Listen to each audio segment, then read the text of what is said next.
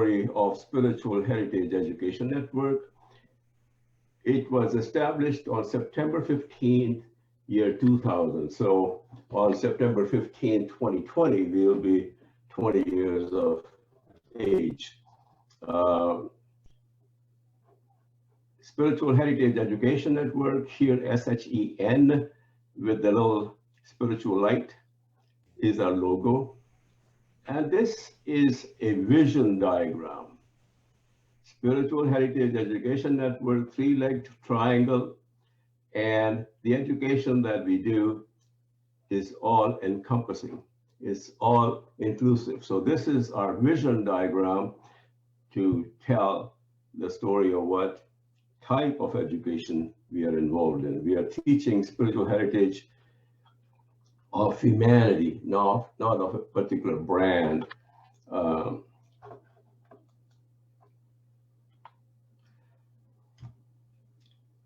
Where did the idea originate? Imagine a 10-year-old boy living in India in 1947, experiencing interreligious madness and inhumanity on the partition of the country into two. India was divided into two countries based upon religion, and there were a lot of people, millions of people, lost their homes, lost all their belongings. They moved from one country to the other, and a lot of them killed, raped children, women. Doesn't matter. I don't know how many people were killed. I don't think anybody was counting or anybody could count, but maybe a million or two will not be outlandish. Uh, so this person was standing there watching all that happen. Is this what religion meant to be? It looks like craziness to me. I will do something about it. And that is when the seed was planted of Spiritual Heritage Education Network. Mm-mm.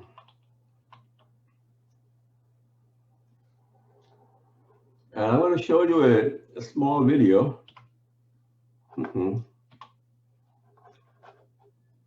It's on YouTube, and it talks about the origination of the idea of Shen and what is it that we experienced when I was young, and what is it that we are dreaming about now. So I'll shut up. You just watch the screen.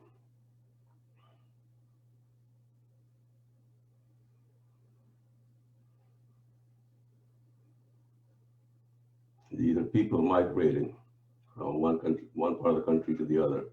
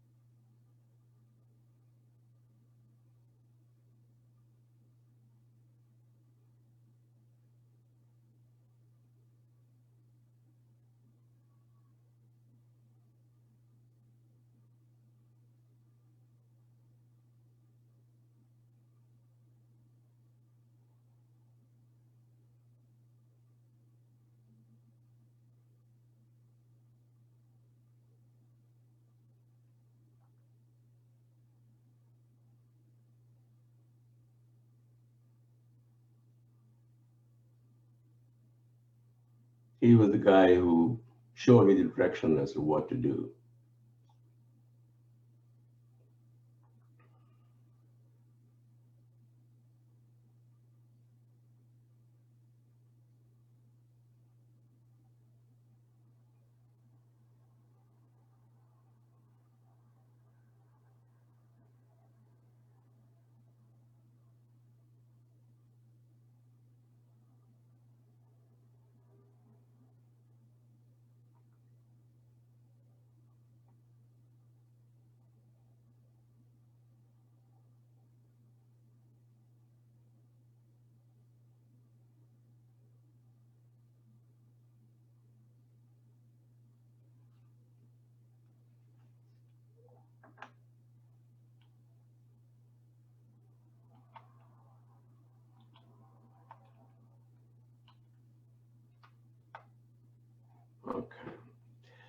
So this is the origin.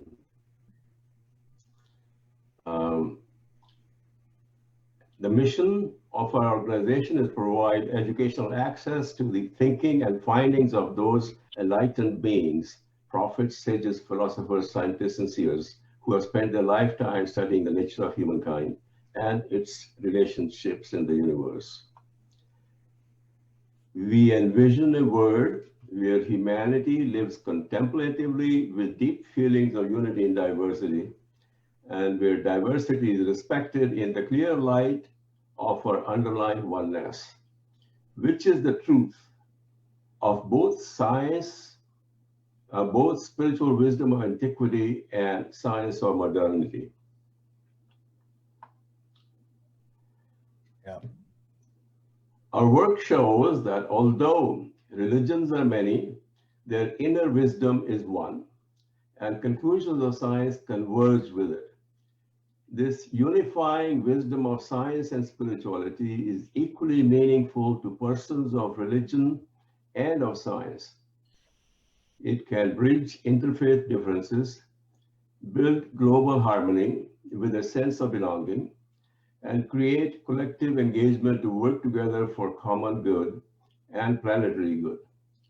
We find that the academy around the world largely overlooks the potential of this wisdom as a unifying basis of globalizing the human mind. Therefore, we are working on curricular proposals based upon this wisdom for consideration of global governance for policy adoption. That is what we are doing right now. And we are interested in concepts and practices of raising human consciousness to bridge interfaith differences with education to cultivate unity in diversity. We are interested to learn and research what is holistic and reductionist understanding of our existence, prevention of radicalization and de-radicalization of the radicalized. That's one big problem in the world. The thinking of people need to be changed.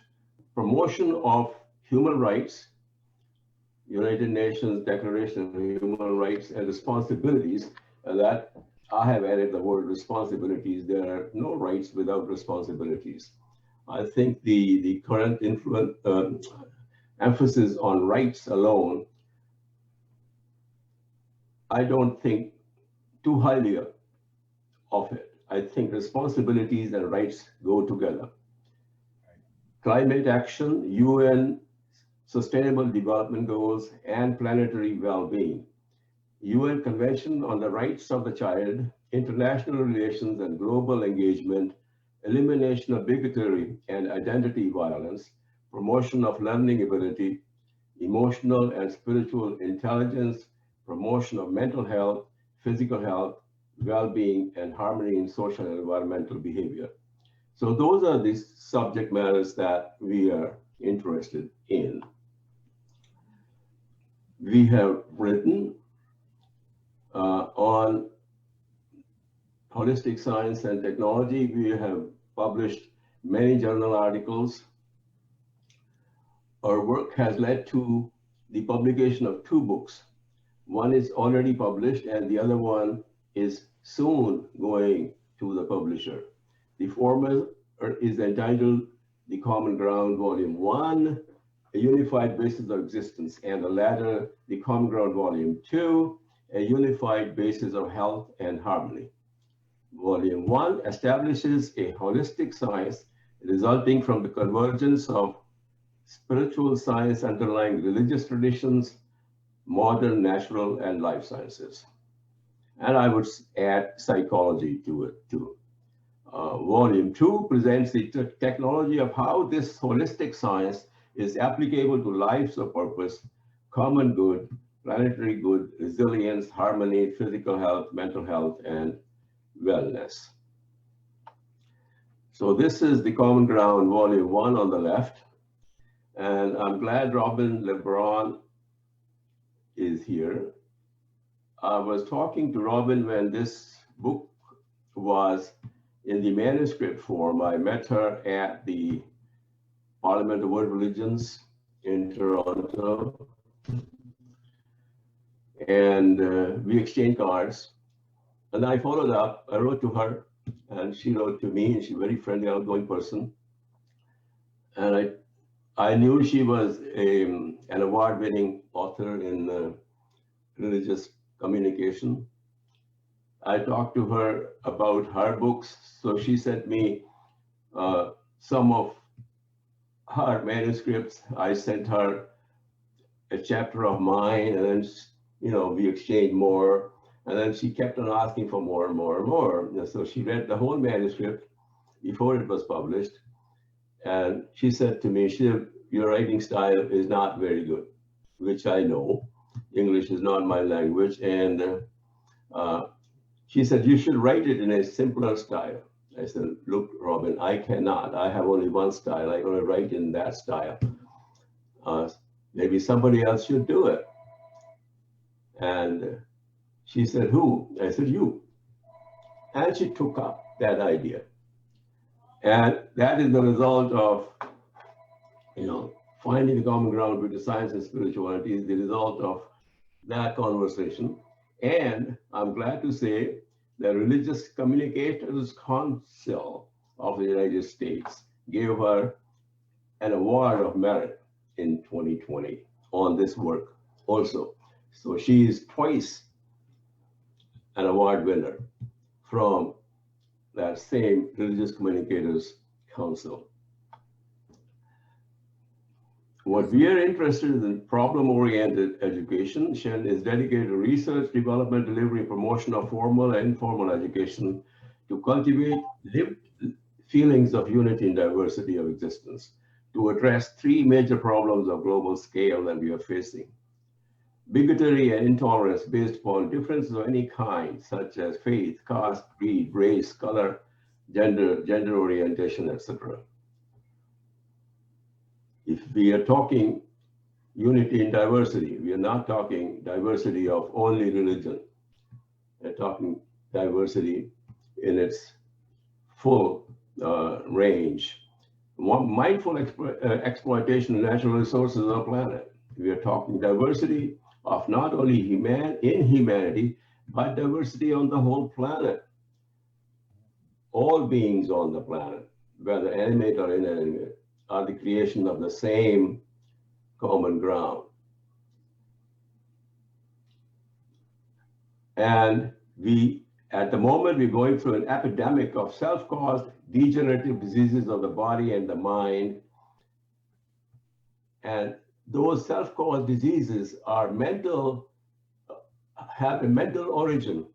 And the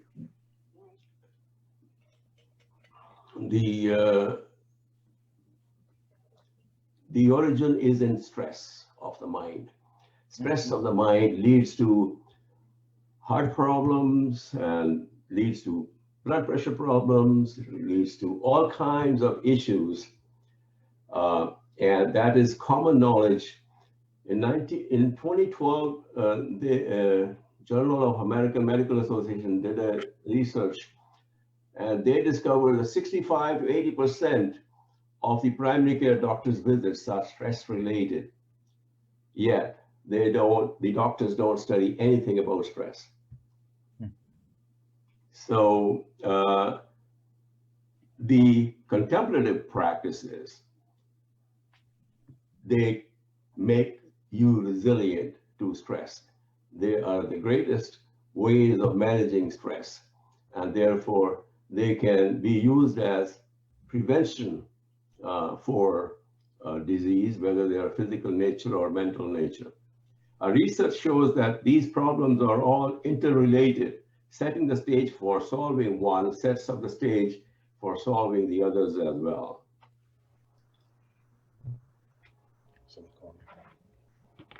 Two types of content of education to cultivate unity and diversity. Number one, unifying concepts exemplified by the following quote of American environmentalist John Muir: rocks and waters, etc., unifying, okay, rocks and waters, etc., are words of God, and so are men. We all flow from one fountain of soul. All are expressions of one love. And then practices to develop executive functions to live a life of purpose. This type of content is summed up by this quote of Carl Gustav Jung. Until you make the unconscious conscious, it will direct your life and you will call it fate. It is the unconscious that is directing our lives right now.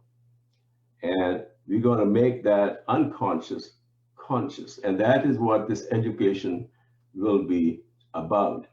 So both of these practices as well as concepts are important. Einstein, scientist, father of all scientists, he called seeing you as an individual apart from the others as delusion of consciousness. This is Einstein talking. And really speaking, all are manifestation of the spirit or energy, no matter which word you use to describe the common ground.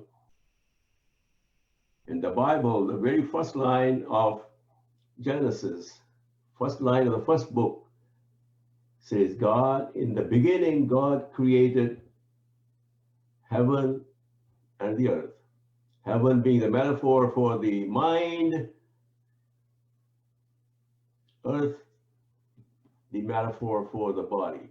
So mind got created before body got created. Mind is on the interior of the body. They cannot be separated. But there are people, especially the healthcare, that separate the mind and the body. They say mind is not physical, body is physical. There is no relationship between the two. If something goes wrong with the body, you put some oil and grease in it and, put some chemicals and make it work. And something goes wrong with the mind, you sit a person down and pour some good ideas in his brain and he'll be all right. We know that that model does not work.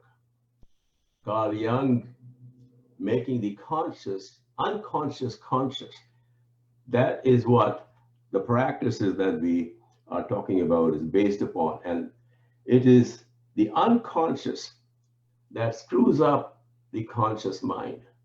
And there has to be an unconscious activity that you make conscious to heal the universe. Well, Shiv, to interrupt for a second, just because that's just so one more minute. This is the last one. Okay. The philosophy of the schoolroom in one generation will be the philosophy of the government in the next. This is the wisdom of Abe Lincoln, and that is what we are hoping to do. We're going to change the philosophy of the schoolroom now so that this philosophy of the government in the future changes. And we are earnestly requesting your blessings, good wishes, and personal involvement in this life-changing endeavor. Thank you. Well,